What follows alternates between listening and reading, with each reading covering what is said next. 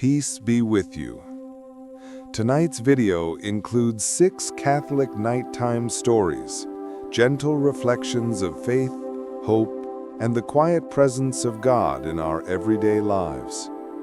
Each story is meant to bring comfort to your heart and rest to your spirit as we end the day with gratitude and peace. So find a comfortable place to rest, take a deep breath, and let these stories guide you into calm and prayerful sleep. Let us begin.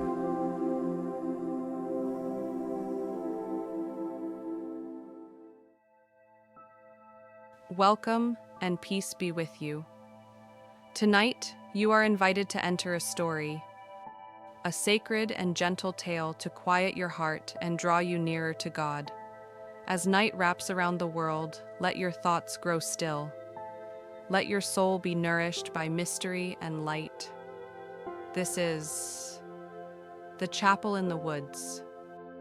In a quiet village tucked among rolling hills and ancient trees lived a girl named Clara and her father, John. Clara was 12 years old, thoughtful, curious, and deeply drawn to the sacred. Clara's father was a quiet man with a gentle heart, still carrying questions about faith, yet always open to wonder, especially when he saw it in his daughter's eyes. Every Sunday, they sat together in the front pew of their parish church. Clara's gaze often rested on the tabernacle or the stained glass of Our Lady, while John would often watch her, quietly moved by the sincerity in her small, faithful gestures. Her grandmother once whispered to Clara, "If you speak to the Blessed Mother every night, she'll never stop praying for you." So Clara did. Every night before sleep, she prayed a Hail Mary, even when she was tired, even when she didn't finish. John sometimes listened from the hallway, uncertain of how to pray himself. It had been so difficult since his wife, Agnes, had died. Still, something about his daughter's devotion reminded him of her mother and stirred something deeply within him. On a cool, fall evening, Clara and John went for their nightly walk, a tradition they both loved. As twilight fell and stars began to twinkle, they neared the edge of the forest. Suddenly, they heard something unusual. Not the wind, not animals, but something deeper. A sound like chanting, old, gentle, almost familiar. Drawn by a quiet certainty, Clara and her father stepped into the woods. The brush rustled gently below, as if parting to show the way. Though they had never wandered far into the forest before, tonight they felt safe, as though someone had already walked the path ahead of them. In a moonlit clearing, they were surprised to see a chapel, small and stone-built, covered in ivy, glowing with soft golden light from within. John led the way, pushing the wooden door open as it made a creaking sound. Clara followed closely behind. Inside, they saw candles flickering silently. Statues of saints stood in gentle reverence. And at the altar knelt a man in a brown habit, head bowed in prayer. He didn't turn when they entered, but after a long pause, he spoke softly. "You found it." Clara, now in front of her father, stepped closer. "Found what?" she asked. "The chapel of the forgotten vigil," the man who appeared to be a monk said. "This is where we remember the prayers people think are forgotten, but God never forgets." Clara and John looked around. Candles lined every side of the chapel, hundreds of them, each glowing with a gentle, distinct light. "Each flame reminds us of a prayer," the monk explained. "Some were whispered in faith, some in fear, some long ago. But no prayer offered to God is ever truly lost." He pointed to a candle that glowed blue and gold. "That one is yours," he said to Clara. "From 3 nights ago." A Hail Mary prayed with love, even if it was never finished. "I was too tired to say the rest," she admitted. The monk smiled. "God heard your heart. Sometimes the desire to pray is itself a prayer. He remembers even what we forget." Then the monk turned to John. "And this one," he pointed to a candle glowing with a soft, steady white light, "was lit by you." John's eyes widened. "But I didn't pray. Not really." The monk's voice was kind. "One night, watching your daughter, your heart said, 'I wish I could believe like that again.' And that was a prayer." John was silent, overcome with emotion. As they gazed at the lights, Clara noticed some candles flickered strongly, others faintly. "Why do some look dim?" she asked. "Some were prayed with doubt, some by those who aren't sure they believe. But even then, God receives them with mercy." The monk led them further down the rows. "This one," he said, pointing to a soft orange flame, "was lit by a man who hadn't prayed in decades. One night, alone and afraid, he whispered, 'God help me.' And that was enough." "The Lord never forgets." Clara's eyes welled with tears. John's did too. "Can we stay?" Clara asked. "Can we pray for them?" The monk looked at Clara gently. "Yes. And one day, you may return." Clara and her father visited the chapel often. They never told anyone how they found it, but the path always revealed itself when their hearts were still. Years passed. Clara became a woman. John grew older and his faith grew deeper, slowly, quietly, until it became something steady and strong. And when the time came, when John's earthly journey was nearly done, Clara took his hand, and together they slowly walked the forest path one final time. The chapel stood waiting, silent, golden, and full of quiet grace. The monk was gone, but the candles still burned. She knelt and whispered, "We will keep the vigil now." From that night on, the chapel was never dark again. The prayers of the faithful continued, and though many had forgotten how to pray, someone always remembered.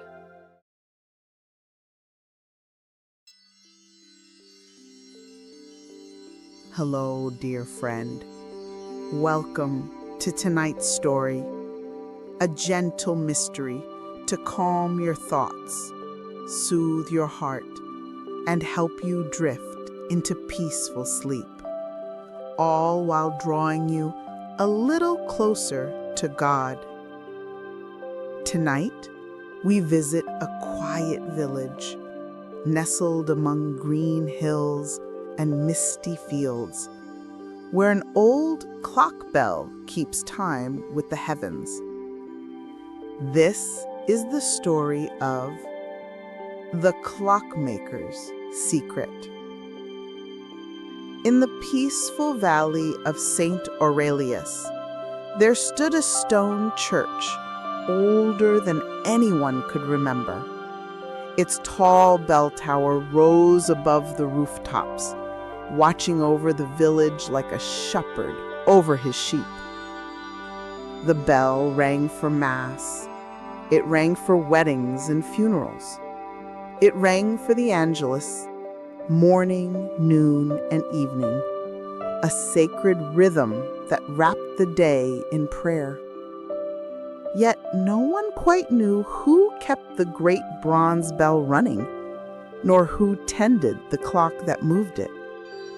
Until one spring evening, a stranger arrived.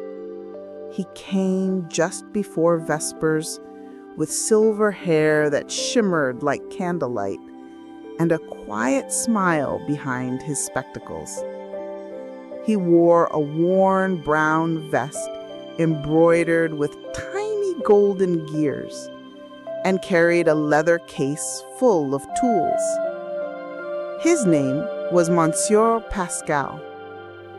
He rented a room above the bakery and began to visit the church each day. He would climb the narrow stone steps up the bell tower, and there he worked, among the ancient gears and winding chains, with careful hands and reverent silence. People in the town began to wonder, why does he do this every day at the same time? And why does he spend so much time up there, many hours? Nobody knew that Monsieur Pascal always paused his work at noon when the Angelus bell rang and bowed his head in prayer, honoring Our Lady as the clock echoed through the church. As time went on, the villagers wondered more and more. What was this quiet man doing up there? Did the clock really need that much work? One evening, just as the sun dipped low and the Angelus rang again, a young sacristan named Leo climbed the tower to bring Monsieur Pascal a cup of tea. As he reached the top step, Leo paused. There, behind the large wooden door, he heard something strange. A woman's voice, soft and sorrowful, singing a melody that seemed heavenly. He knocked gently. Pascal opened the hatch and smiled, his eyes full of calm light. "Do you hear her?" he asked. Leo nodded. "Who is she?" Pascal looked toward the great clock face. "Saint Cecilia," he whispered. "She watches over time here, keeps rhythm with the ticking, and reminds us that every second is a note in God's great symphony." That night, Pascal told Leo all about Saint Cecilia. He started saying, "A long time ago, in the quiet corners of ancient Rome, there lived a young woman named Cecilia. She wasn't like everyone else. While others chased riches and fame, Cecilia carried a melody in her heart. She believed that the most beautiful music came not from instruments alone, but from love, kindness, and faith. Even as a child, she would hum gentle songs to the stars, whispering prayers into the night. It was said that when she played her harp, even the birds would hush just to listen. Cecilia grew up with a deep love for God, and she made a quiet promise to always serve Him. When she was older, she was married to a kind man named Valerian. Together, they helped people in secret, sharing food, shelter, and hope with those in need. Even when it was dangerous, they stayed brave, letting love and music guide them. One day, Cecilia was arrested for her faith, but even then, she sang. Her voice, calm and clear, echoed through the walls, comforting others and filling the air with peace. The people who heard her said it felt like heaven was very near. Though her life was short, her music never stopped. She became the patron saint of music, and to this day, every gentle lullaby and quiet hymn carries a piece of her spirit. Then, Pascal began to slowly open the face of the clock. Behind the clock face was a hidden chamber. Inside, a small wooden altar, a single candle burning gently, and a rosary, each bead made of smooth river stone. On the stone wall above the altar was a Latin inscription, Tempus Domini est. In silentio liquiter Deus. This means time belongs to the Lord. In silence, God speaks. Pascal explains softly, silent prayer allows deep, personal communion with God, fosters interior peace, humility, and openness to His presence, guidance, and grace.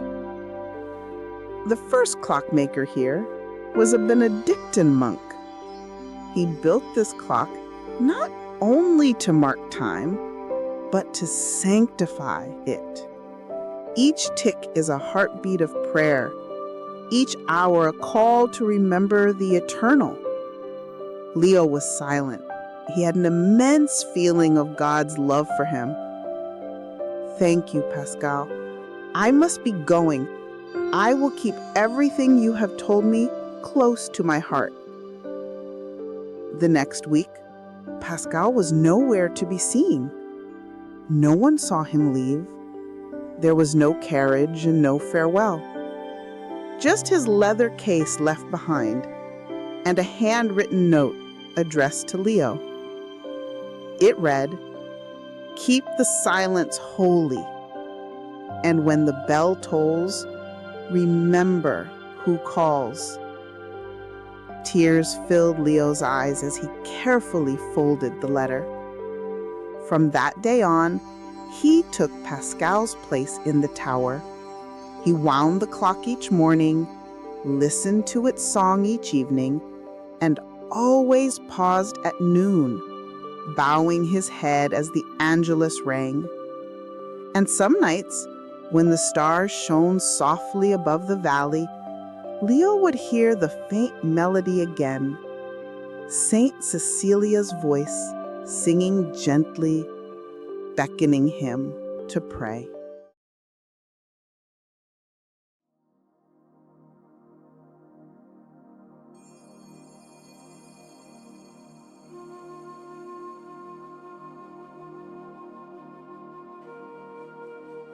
Good evening, dear one.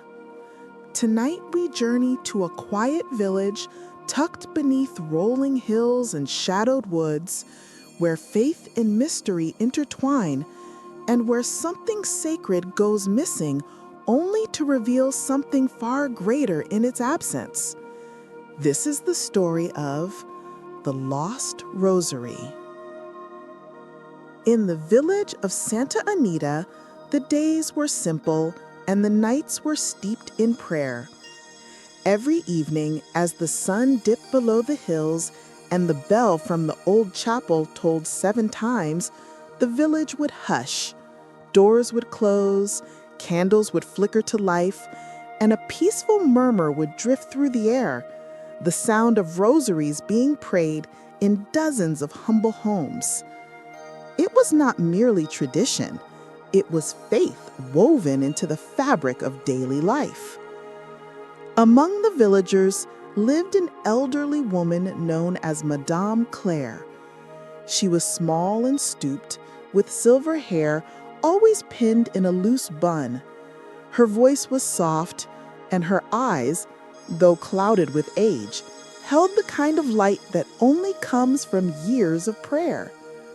Madame Claire was beloved by all, especially the children, who would visit her garden in the afternoons to hear stories of saints and miracles. But more than anything, Madame Claire was known for one precious thing, her rosary. It was not fancy, made of smooth, worn wooden beads and a silver crucifix tarnished with time, but it held generations of prayers. It had been a gift from her grandmother, who had survived a war by clutching that very rosary beneath her coat as bombs fell around her. One autumn night, a storm rolled through the village. Lightning danced behind the hills, and winds howled through the narrow streets. In the darkness, the chapel's bell gave a single, mournful chime. The next morning, Madame Claire woke to find something missing: her rosary. At first, she thought she had misplaced it.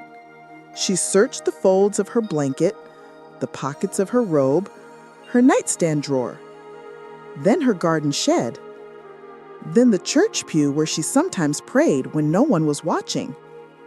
But it was nowhere. The village noticed her distress. Father Bernard, the parish priest, organized a small search. Children combed the garden paths. Neighbors lifted floorboards and checked behind bookshelves. But days passed and nothing was found. Then something strange began to happen. Each morning, just as the first light of dawn touched the hills, a single bead appeared on Madame Claire's windowsill. Just one. The first day, she thought, did I somehow break my rosary and the bead ended up here? The second day, when a bead appeared again, she began to wonder. By the third day, she prayed for guidance. What was going on? Was it a sign? Was someone playing a trick on her? Madame Claire told one villager, and very quickly they began to whisper among themselves. Some said it was a trick being played on her. Some said it was a miracle. Others feared something else was at play.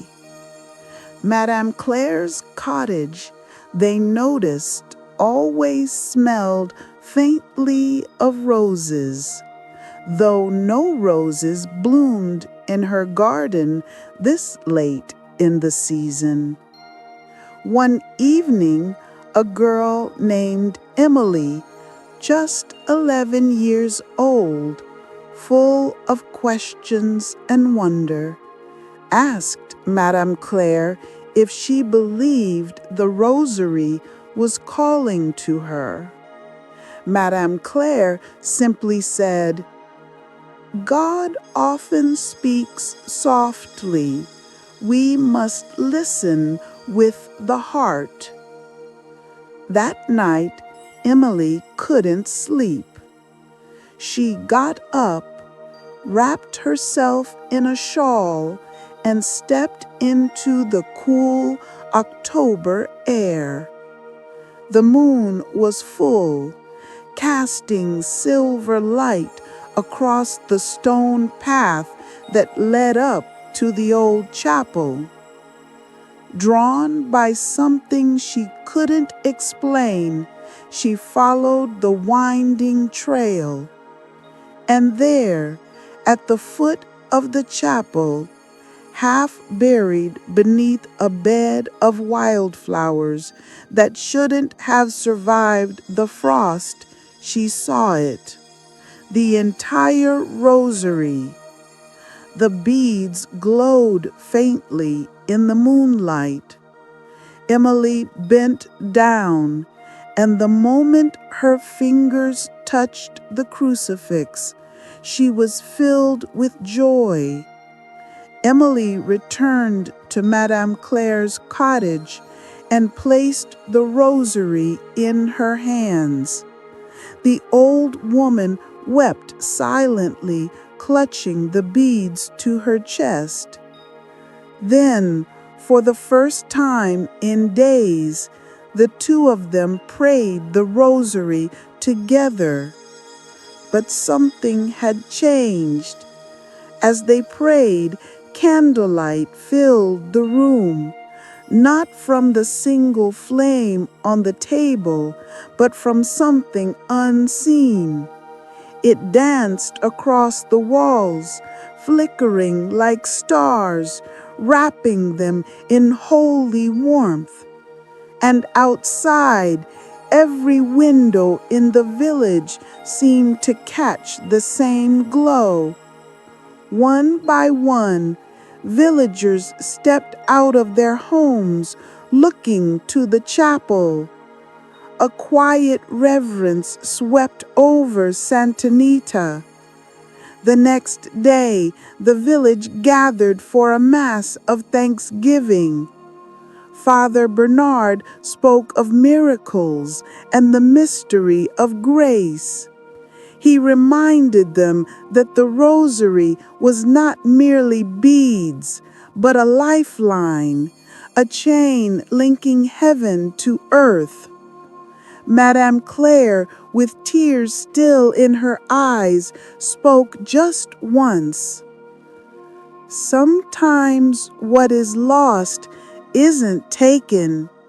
It's hidden so that we may search for it again. And in the searching, we find not just what we lost, but something greater, the faith we forgot we needed. From that day on, the Rosary became even more cherished in the village. Emily began praying it nightly. Just as Madame Claire had done for decades. And the chapel, once nearly empty, now welcomed families every evening for Rosary, adoration of the Holy Eucharist, and benediction. The story of the lost Rosary, passed down through generations, not because it was found, but because of how it returned and how it increased the faith of the people of Santa Anita.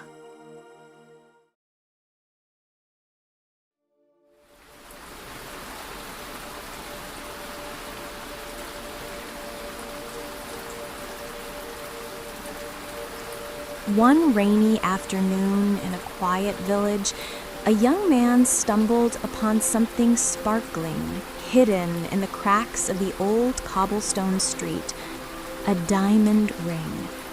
It was beautiful, valuable, and could change his life forever.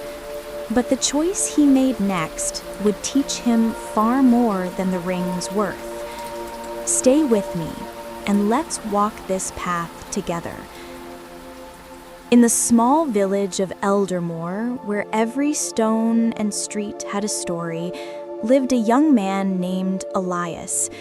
He was kind-hearted, but struggled to find work that paid enough to support his aging mother.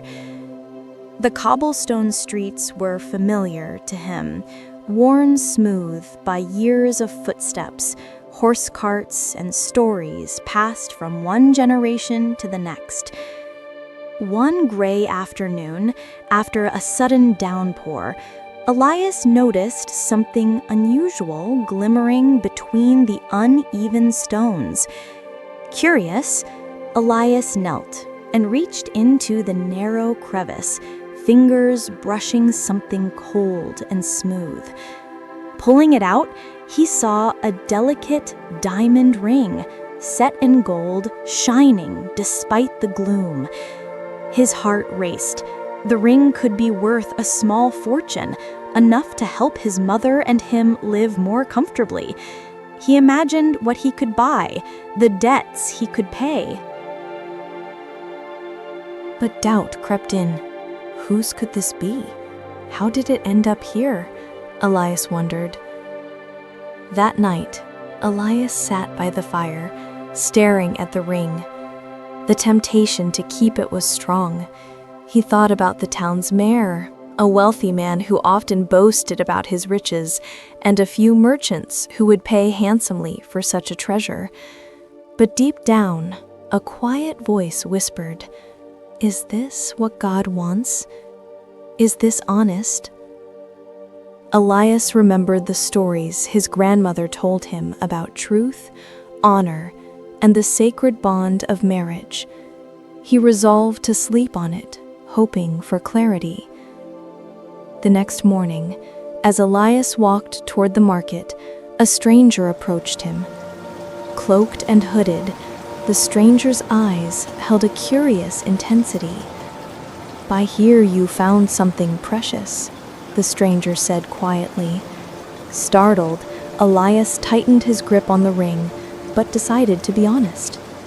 The stranger nodded approvingly and warned Elias, "Some things are not just valuable, they carry stories and lives. Be sure your heart chooses rightly." Before Elias could ask more, the stranger vanished into the crowd.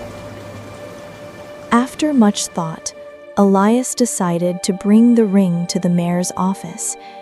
The mayor's house was grand, all polished wood and shining brass, but the man himself seemed cold and calculating. When Elias handed over the ring, the mayor's eyes flickered with surprise. "This belongs to Lady Isolde," the mayor said, "the wife of Sir Cedric, the landowner." Elias learned that Lady Isolde had lost the ring during a recent festival, and it was a cherished symbol of her marriage. But instead of gratitude, the mayor's face darkened. "Why bring this to me? What do you want in return?" he demanded. Elias stood firm, saying simply, "I only want to do what's right." The mayor sneered, but word soon spread in the village about Elias's honesty. Some villagers admired him, others whispered envy. Sir Cedric and Lady Isolde came to reclaim the ring. When Lady Isolde saw it, tears filled her eyes. "This ring was given to me on our wedding day," she said softly. "It represents a promise of love, faith, and commitment." Elias listened as she spoke about the beauty of marriage, not just as a bond between two people, but as a sacred sacrament blessed by God. Touched by his honesty and character, Sir Cedric offered Elias a small reward, but Elias refused. Instead, Lady Isolde pressed a small book into his hands, a prayer book for discernment and faith. "May this guide your heart as you grow in wisdom and grace," she said. That evening, Elias knelt by his window, the prayer book open in his hands. He understood that true treasure was not gold or jewels, but the peace that comes from honesty and faith.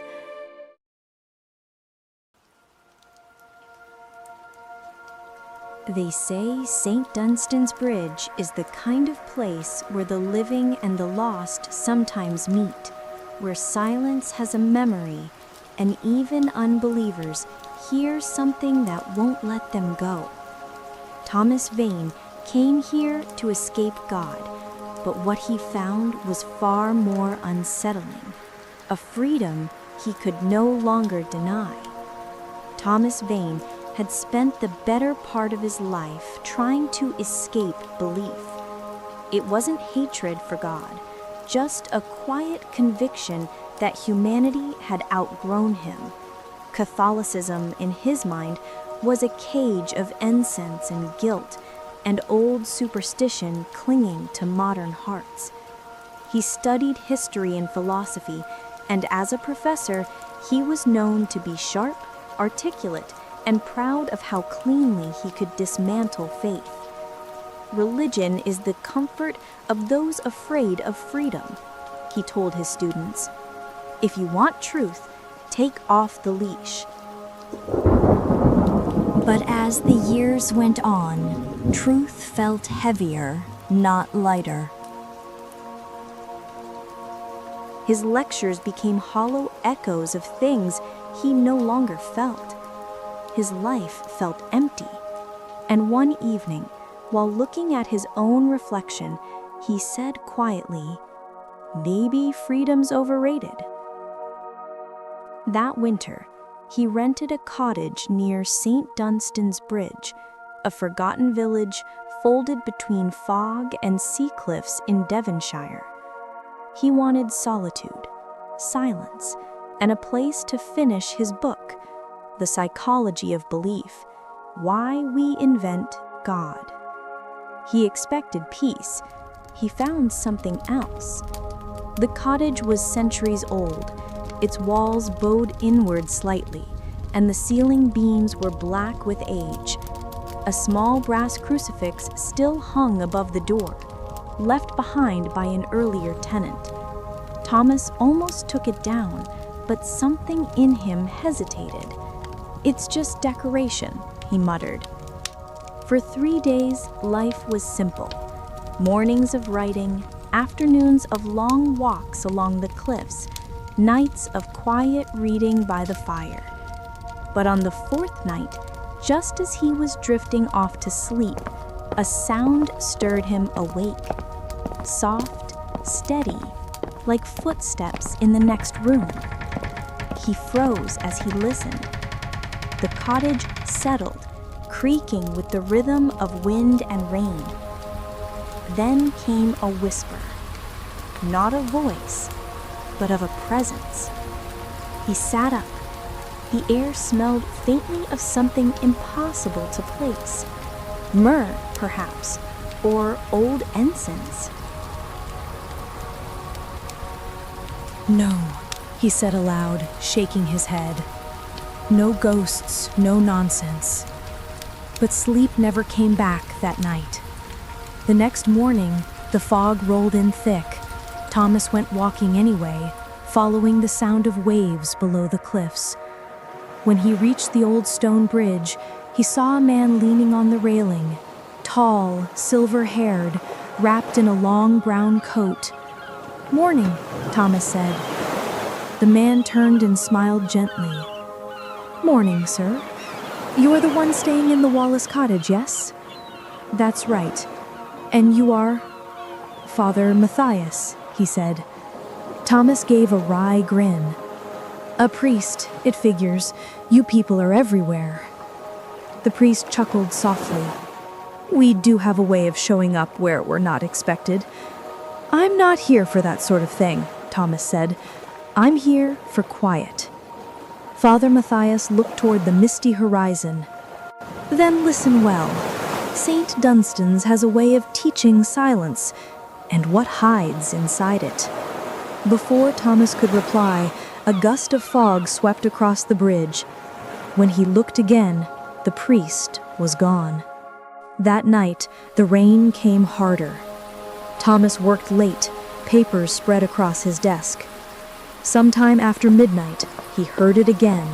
Footsteps, this time above him, slow, deliberate. He grabbed a flashlight and climbed the stairs. The upper floor was empty, just a bed covered in dust and an old chest by the window. But near the far wall, something gleamed. He knelt and found a white feather, delicate and whole. He frowned. A bird? The windows were sealed. He touched the feather, and a wave of calm passed through him. Not fear, but stillness. His breathing slowed. His heart softened. Something in the quiet said, without words, "Peace, be still." He closed his eyes and saw a flash of memory. Himself as a boy, sitting beside his mother in church, hearing the organ swell as the priest raised the host. He remembered the awe, the warmth, the sense of being seen. He opened his eyes. The feather was gone. The next morning, Thomas walked to the church to find Father Matthias. The church was small, its door worn smooth by generations of hands. Inside, candles burned before the altar. The air was warm, rich with the scent of beeswax and myrrh. The priest appeared from the sacristy, smiling. "You found the church, I see." Thomas hesitated. "Yes." Father Matthias stepped closer and said, "Freedom, Thomas, isn't the power to walk away. It's the courage to come home." The words struck deep. "I came here to prove that faith was a shackle. And now? He was silent. Perhaps, the priest said softly, your finding the lock was always on the inside. That evening, the sky broke open. Wind howled through the cracks, and the sea roared below the cliffs. Thomas sat by the fire, staring at the crucifix above the door. For the first time in decades, he didn't look away. The storm grew fierce, but he barely noticed. He knelt down, whispering, I don't know how to believe anymore. The room flickered with light. The warmth of the fire wrapped around him like an embrace. He felt tears on his face, not from sadness, but release. Something within him whispered, you are not bound by faith. You are freed by it. He bowed his head. If you're real, then teach me. Show me what freedom means. Outside, the storm began to calm. Inside, the silence felt alive, vast, merciful, full. The next morning, sunlight poured through the windows. The air was crisp and new. Thomas stepped outside barefoot into the wet grass, breathing deeply. Every sound, birdsong, wind, the rhythm of waves, felt like part of a prayer. He walked down to the bridge where Father Matthias stood watching the water. You look different, he said. Thomas smiled.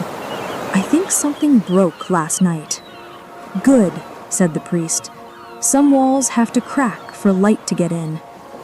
Thomas looked at the rising sun. I thought faith took away freedom.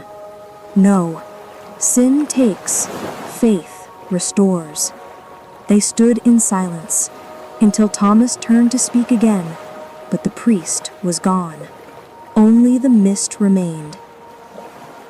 Months later, travelers passing through St. Dunstan's sometimes saw a man tending the church garden at sunset, quiet, content, always smiling faintly as he worked. When asked who he was, the villagers would say, "Oh, that's Thomas. He used to be a professor, wrote books. Now he helps with the catechism classes." He never finished his manuscript, The Psychology of Belief. Instead, he began another, a small, handwritten volume bound in leather. Its title page read, The House at St. Dunstan's Bridge, and the first line, I once mistook chains for freedom. Now I know freedom wears a cross.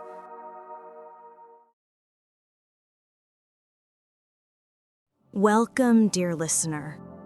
Tonight's story is about a young man, restless, skeptical, and convinced that love was just another kind of prison. He believed marriage was nothing more than a ball and chain to drag a man down. But something strange happened one foggy evening, something that would change his world forever. Let your heart rest now, and your mind open, as we journey together into this quiet mystery. This is the story of Faithful in Love. His name was George. He was clever, sharp-witted, a cradle Catholic who hadn't been to Mass in years, unless it was a wedding, which he'd usually mock with his single male friends. Marriage, he said, is not worth it. I'd rather live life alone. He worked long days in a city office, always lived alone, and saw relationships as passing conveniences. He had dated a few times, but would always disappear eventually. He thought freedom was doing whatever you wanted and never needing anyone. That is, until the night he heard the bell. One foggy evening, George wandered down a quiet side street, trying to escape a noisy dinner party he had been invited to but had rejected. The street was unfamiliar, old, cobbled, and silent. Then, out of nowhere, he heard it. A church bell, low and distant, ringing steadily in the fog.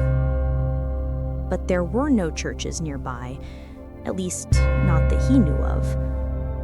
He followed the sound through the mist, turning corners, climbing narrow steps, until he saw it, a tiny stone chapel. He blinked.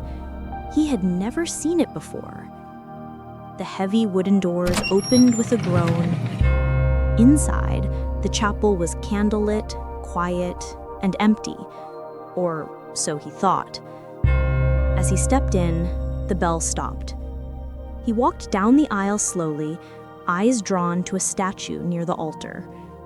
It was Saint Joseph. At the base was a plaque. Fidelis in amore, faithful in love.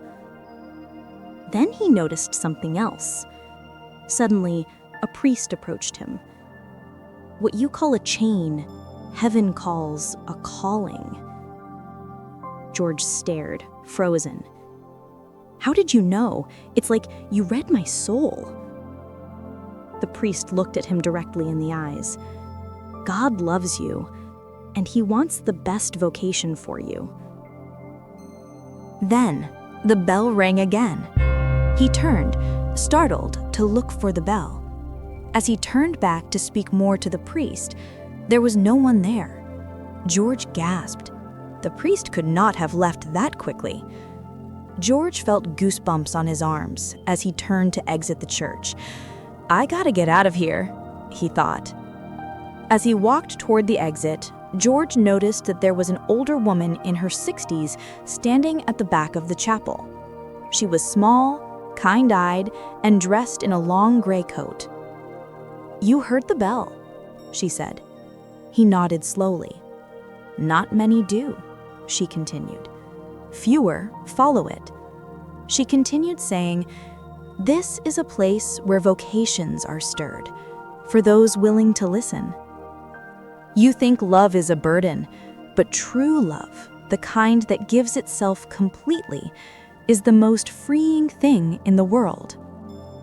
Then she walked past him and disappeared behind the sanctuary curtain. George was stunned. He waited and waited, but when he looked behind the curtain, no one was there. He returned to the chapel the next week, and the next. One Sunday morning, he found the garden beside it open, overgrown, wild, and strangely beautiful. Kneeling in the soil was a young woman tending the rose bushes. She looked up and smiled. Her name was Eva. She volunteered to keep the chapel grounds. They talked, first for 5 minutes, then for hours. Week after week, they met. Coffee turned into conversation, conversation turned into prayer, and slowly, something in George's heart, something stiff, cynical, and buried, began to soften. One day, he asked her what she believed about marriage. She looked him in the eye and said, "It's not a trap. It's a mirror of Christ's love for his church. A cross, yes, but a beautiful one." Months passed. George began attending Mass again. He went to confession for the first time in years. And one quiet morning, kneeling in that same pew beside St. Joseph, he whispered, "If you're calling me to this, then show me. Teach me how to love like you do." That night, the bell rang again. This time, in his dream, he saw the chapel filled with light and the mysterious woman from before smiling in the back pew, nodding, as if to say, "Now you understand." 1 year later, beneath the flickering candles of St. Elias Chapel, George stood at the altar in a suit and tie. Eva walked down the aisle in white, holding lilies. They were married in the Catholic Church. When the priest said, "What God has joined," the chapel bell rang again, and George and his beautiful bride, Eva, were filled with God's love and peace. They lived very happy lives together. Now let us end our time together with a night prayer. Lord, you are the author of love, the one who binds us not with chains, but with grace. Teach us to see vocation not as a trap, but as a sacred calling. Whether we are called to marriage, the priesthood, or religious life, let us respond with joy. Heal our cynicism, soften our pride, and if we are called to love someone for a lifetime, give us the courage to say yes and the strength to be faithful. Watch over us tonight, bless our rest, and draw us always closer to your heart. Amen.